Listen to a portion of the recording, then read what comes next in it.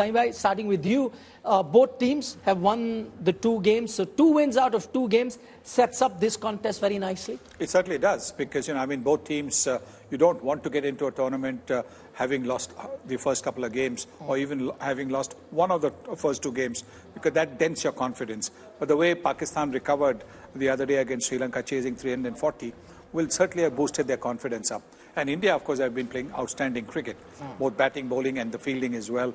The bowling is probably one area, the spin bowling part for Pakistan, which might be a bit of a worry for them, not for India. India's spinners have done well. India's new ball bowlers, Bumrah in particular, has done exceptionally well. So I think India probably just a little bit, ahead as far as I'm concerned. That's very interesting, Suresh, that Saibhai talks about that, almost 350 chase that Pakistan did. It'll give them a lot of confidence. There's a school of thought that said, okay, because Ahmedabad's going to be a good batting track. On that day, had it been an Indian bowling lineup, Pakistan would have struggled to have reached that. Is that the difference between the Sri Lankan team that they played the other day and this Indian team in terms of the bowling strengths that these two teams have? Absolutely. The way Sunil said, I think, imagine when Kuldeep Yadav going to bowl to Babar or Rizwan, it's not going to be easy. And it's going to be high pressure game. They're playing in Ahmedabad, they're not playing in Hyderabad now. They have to come to Ahmedabad to practice tomorrow to see the field, because it's going to be the amazing crowd. It's going to be full of fans, full of cheer around the stadium. And they need to play their A game. Otherwise, if they lose day after, it's going to be a lot of hard work for Pakistani batter. Because one, Babar is not in a good form. Only they are relying on Rizwan. Imagine if Kuldeep Yadav takes him, or maybe Bumrah, he's bowling really well. So they have to play their A game to beat India. Is there a weight of history that will be there on the Pakistan team? They've done very well against India in the recent past, we've seen, but that is in the T20 format. You take a look at the ODI World Cup record, it's 7-zip. Does that play on your mind, or do you, because this is a different generation of players, they don't really know much about it? It does play on your mind for a little bit before the game. Once you enter the field, all these things, are completely forgotten. And you focus on what's you're going to encounter. So yes, I think it'll play a little bit before. It might be something that might actually be an incentive for the Pakistan team to show that, look, that's happened, that we're going to open our account in the World Cups this time around. So yes, that could be well as an incentive. But for India also, it is really something which they want to keep their record going by winning for the 8th consecutive time in a World Cup. So both ways, I think that record will be something that will work positively and negatively as well. You've been part of some of those teams, that have done so well against that Pakistan team. But there's a school of thought that says at that time the gulf between the two teams was massive. India had gone so far ahead. Do you think that gap has reduced now with the current Pakistan team? Absolutely. I think we won in 2011, the semi-final we played in Mohali. Then after that, we won against Pakistan in Adelaide. Yes. And Virat Kohli scored 100. And right now, our team looked very balanced. As Sunil mentioned earlier, we have a top 3 class spinner. You have Ashwin, you have Jadeja, you have Kuldeep Yadav. Not to forget, Shami might come. So for you, Ashwin is playing, not Shardul? Ashwin will play because they have few left-handers in the middle order. And Ashwin can bowl the Carom one, he can bowl the new ball also. Then they can save Kuldeep Yadav around 17, maybe in between 30, because he will change the game. Because Pakistan likes to, we have seen that in Asia Cup, we have seen that the way Kuldeep Yadav bowled Babar Azam in 2019. So they have some suspect, they doesn't know how to rotate the strike. They only want to play the sweep, then Kuldeep Yadav has edge on against Pakistan batting. Okay, now to the big news from today, that is Shubman Gill went and did a bit of net practice. Now, we don't know exactly what his health is going to be like, but the fact that he went out and did a net practice tells you that he's kind of recovered. But what do you think should be the right way to deal with him? Do you risk him? Is it a big game? And even if he says, I'm 50, 60, 70% fit, you go with him? Or you say, no, it's a long tournament, we need you further ahead. So even if you're about 80, 90% fit, no, we'll rest you a little bit more and bring you in the next game. What would the team do? Well, I think it depends on, tomorrow. He's had a net today. How his body holds up tomorrow is going to be the key.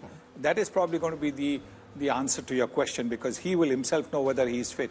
Look, here there is no hiding. No hiding in the sense you might be able to, if you bat first, you might be able to say you've got some injury and not come out for fielding. But as a batter, if you're not going to be able to bat 40 overs because you don't have the strength, you might be on antibiotics, whatever it is, you might have just a little bit of weakness, you're not doing your team a favor. So that is very important. And how much, when you talk about how much you need him, at the moment, Sharma has got 100. You've got Kohli and Rahul who got near hundreds. Yes. Ishan Kishan and Shreyas Iyer have batted well. So really, there is no cause for worry. If yesterday against Afghanistan, Ishan Kishan had not done well or Shreyas Iyer had not done well, then you would have said, 80, 90, 70%, let's take Shubman Gill because of the kind of form he's been in. But this is a big game against Pakistan. And so it's going to be a touch-and-go situation. My feeling is that he will not play. Suresh? True, as Sunil said, I think he has to rest tomorrow. He has to rest today because he had a session in the morning. Then doctor has to take a call. Even Rahul Bhai and Rohit has to take a big decision because Ishan done really well in the last game and Rohit scored a brilliant 100. If Ishan was not performing well, they could have taken Surya in the team because he's also batting well. He can bat from 1 to 7 anyway. But I think, as Sunil said, it's not going to be easy for Gill because he wants to play. But I think he has some Gujarat Titans thing. He has to come with the Fafla, maybe Thepla.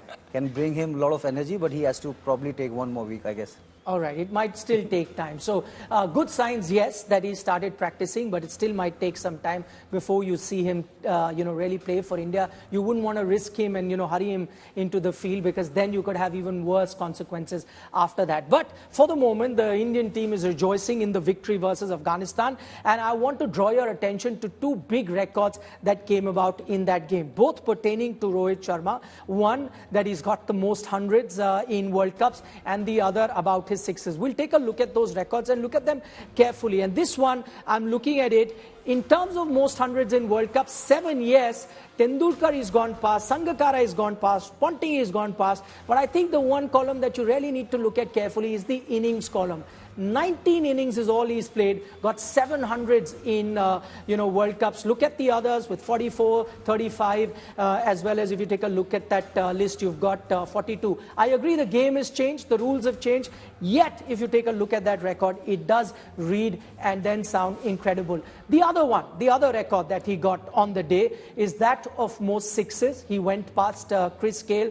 Remember, Chris Gale up until now was on top of the pile and Rohit Sharma had been chasing him. Now he's gone past him, both well past 500. Nobody else comes in that league. You've got Shahid Afridi, then Brendan McCullum in the 400s, 300s, and Martin Guptill. Okay, to talk a bit more about Rohit Sharma with Sai Bhai and Suresh Raina, let's talk about that consistency. Sai Bhai, this kind of consistency, does this also show you, because World Cup game, no matter the opposition, is a big game, yet in 19 games, almost every other game he gets you 100.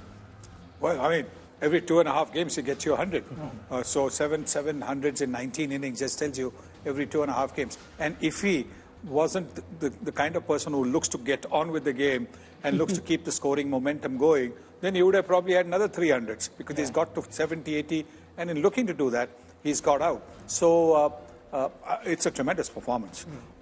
Look, people don't get 700s in their career. Here he's got 700s in the World Cup. Yeah. So it's amazing performance. Good to see him also go past 100 and get 130.